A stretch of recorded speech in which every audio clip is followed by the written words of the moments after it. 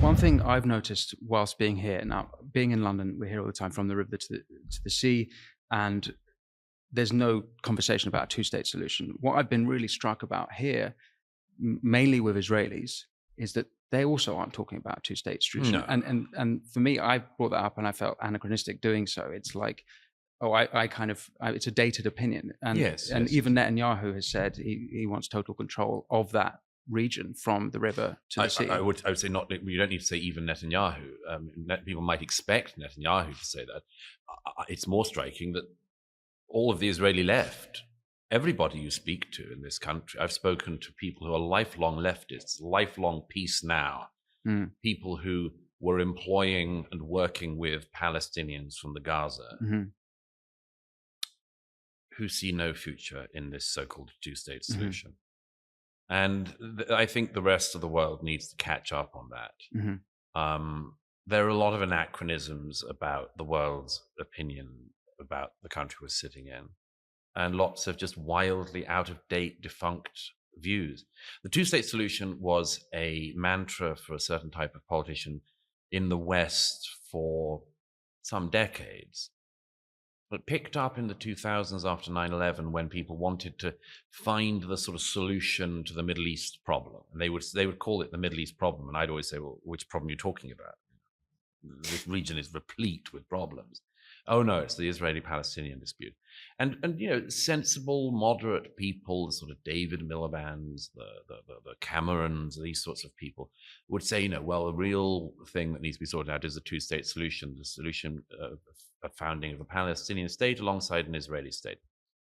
And the thing is, there's sort of two problems with that. One is the idea that if the Palestinians actually had a state called Palestine, that would not mean that the economy of Yemen boomed. It would not mean that the Saudis made greater leaps forward in human rights. It would not mean that the mullahs in Tehran would stop killing girls on the streets of Tehran and other Iranian cities. The idea that the whole of the region is held back because a small population, who the Arabs and Persians and others in the region really don't care for, the Palestinians, that they're waiting for them to get a state in order to sort of improve themselves or sort of make themselves more reasonable members of the international community, is palpable, demonstrable, obvious nonsense. So that's the first thing. The second thing is that the reality on the ground has just changed, and it's changed for several reasons. One was when the Israelis disengaged from Gaza in 2005 and 6, and I remember it very well, and I remember the very fervent debates in this country as well as around the world, and the pressure from the Republican government administration in America to withdraw every Jew from Gaza and hand the Gaza over to the Palestinians and have free and fair elections in Gaza. Well, the Palestinians promptly elected Hamas, who then killed their Palestinian brothers and sisters who were from rival groups like Fatah, threw them off buildings, shot them in the back, dragged their corpses around behind trucks around the Gaza in a celebration. That was an early sign, I would say, that the two-state solution was in trouble, because they'd been given a state in Gaza. And, there were left-wing politicians, many of whom I spoke to, who, they said at the time, you've got all of the infrastructure we left, the international community will give you money, we will give you money. Okay, you're not going to be able to control your airspace, for instance, but you build Singapore. And they didn't build Singapore. The leaders of Hamas enriched themselves and their sons. They bought expensive penthouses in Qatar and around other parts of the world. And they built a tunnel system that's the world's biggest tunnel system. And they launched rockets repeatedly at Israel. And then on October the 7th, they had this big breakout through the fence and massacred people in their homes and young men and women at a party, among other things. And so anyone who thinks that the Palestinian state, the sort of two-state solution thing, is obvious, first of all, has to contend with the fact that they were given a state. They were given a state, and they made it a terror state. And there's no reason why Israelis should have to live beside that, any more than we in Britain should live beside a terror state, or Americans should live beside a terror state, lobbing rockets into them all the time. And then you have the problem of the West Bank. And the West Bank is a big problem because I was out the other night again there, and you can see from the bits of the West Bank, which many people think in a two-state solution with the West Bank would be given to the Palestinians, you can see the lights of the city we're sitting in at night. And it's not just that it's within rocket range, it's within artillery range. So the city we're sitting in, if the Palestinians were given more of a state than they have, and they actually have a quasi-state in the West Bank under the control of the Palestinian Authority, if they were given a state, there's no guarantee at all that they wouldn't do the same. In fact, it's almost certain that they would do the same, which means that the entirety of Israel is at constant, not just threat, but likelihood of constant bombardment from every direction, from rockets, RPGs, break-ins, and much more. So it's intolerable. And I think that the rest of the world has not realized this. And it's not just intolerable for the Israelis for this demand, it's something we wouldn't tolerate. I mean, the idea that you would reward, like Secretary Blinken was here again the other day, and he keeps up this thing of, this is why we need to double down on the two-state solution. First of all, you're singing a dead song. And secondly, why should the reward for October the 7th be a gift of another terror state to the Palestinians? I don't see why. But as I say, that's common opinion in Israel across the political spectrum. But the rest of the world hasn't caught up. And I worry about that disjunct. Does that mean that your vision of the future of this country is kind of a constant conflict? Well, I don't have a vision for the future of this country. It's not my place to have one. I think that Gaza has been an insoluble problem, and the international community has given it to Israel to solve. I don't see why Egypt shouldn't help solve the problem of Gaza. They share a border with it. Egypt used to own the Gaza. Give it to Israel, give it to Egypt to solve. And if you were to say that, people say, well, we don't want the Palestinians. That's what Sisi and co. We don't want them. Palestinians brought terror everywhere they went. Everywhere they went. Where the PLO went, where Yasser Arafat went. Everywhere they went, they brought terror.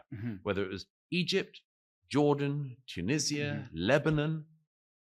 That's why. So the Jewish state keeps on being told, solve this insoluble problem.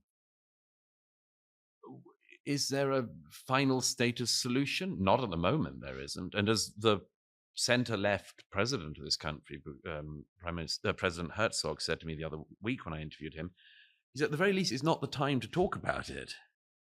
It would be like asking America immediately after 9/11 to cede territory to a terror group. But it is the time to talk about how to defeat Hamas. Yes. And Israel have made it clear that their objectives, of course, are to take back the hostages, but also to annihilate Hamas. Aside from the militant Hamas terrorists, as much as Hamas is an idea, an ideology, I've heard you say it can be defeated, like Nazism was defeated, like Imperial Japan was defeated. Like communism was defeated. But was communism defeated? Well, largely. It's still pretty alive. And Marxism is certainly a very popular ideology. It is, but think back to when we were growing up, how much stronger it was. The Eastern Bloc, much of Europe was under communist control when we were growing up. The Soviet Union was, a major power in the world. But go back a couple of decades before that, and it was rolling out across the world, the communist ideology. It's not gone, but it's certainly not got the strength it had. In the same way that Nazism hasn't completely disappeared, it's pretty rare, but you get the odd little group of weirdos. China is communist. Well, there are Marxists in our country, in America. It's compared to Nazism, it's a completely different story. Yes, that's true. That's because, of course, as everyone knows, everyone who knows anything about history, the rightful moral taint that not just Nazism but fascism had after the Second World War meant nobody wanted to be near anyone advocating that again. Because of all sorts of interesting historical reasons, there are always some people trying to bring back the communist ideal. sure. Nevertheless, I mean, it's an idea it's taken a heck of a beating. I mean, there are still ignoramuses around who think, it never worked anywhere, but let's try it again. It never provided for the societies, but it will next time. Okay, you can always find some really slow learners and wicked people who do that. But I would argue that the idea has been very considerably defeated. And even in China, you can't call it exactly communism anymore. They call it communism, but it's open to debate, at least. Hamas is, yes, an ideology. It's very similar to all other jihadist ideologies. It's very similar to ISIS. It's very similar to Al-Qaeda. It's very similar to all forms of millenarian Islamism. But Hamas itself is a structure. It's a group. Mm-hmm. It's a party. It's an entity. You can destroy that. You can kill the leadership of that. And that's what the Israelis are currently doing. You can kill the leadership, but it's an ideology it's a group that's got now more support, according to some polls, in the West Bank. Not the case in Gaza. Yes. But it's almost like the more victorious, or the more that Israel do destroy them in Gaza, the more popular. It's like it reinforces the ideology. Yeah, there's a problem with this, and we heard it after 9/11 as well, which was some people said you can't defeat terrorism without creating terrorists, which is a logical circle, because that means all that happens after you're attacked is you just sit back and say, okay, I won't do anything in case I create terrorists, which I don't think is the best policy. What you say about the West Bank, Palestinian opinions about Hamas there is true, but it's been true all the way through. The reason why Mahmoud Abbas is currently, 16 years into his 4-year term, is because they can't have elections in the West Bank, not because the Israelis won't let them, but because the Palestinian Authority can't have them, because otherwise the Palestinians in the West Bank will elect Hamas. Of course, the people who hate Israel in the West Bank will be likely to celebrate any, perceived victory against the Zionists, as they would call them. Well, yeah, but what's Israel's answer to that? Just not attack Hamas? I don't think that's possible. I think that, but I think the question underneath your question is the really tricky one, which I don't have an answer for, because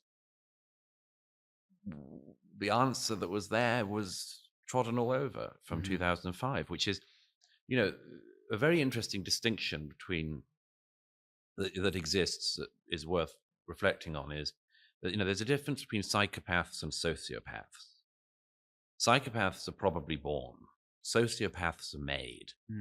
Gaza is an entity filled with sociopaths. I say that with confidence because 18 years, which is the time that Hamas has ruled Gaza, is of course precisely the length of time of a young man or woman's education. Hamas has had control of the education of Palestinians in Gaza for 18 years, and it has created a generation of sociopaths.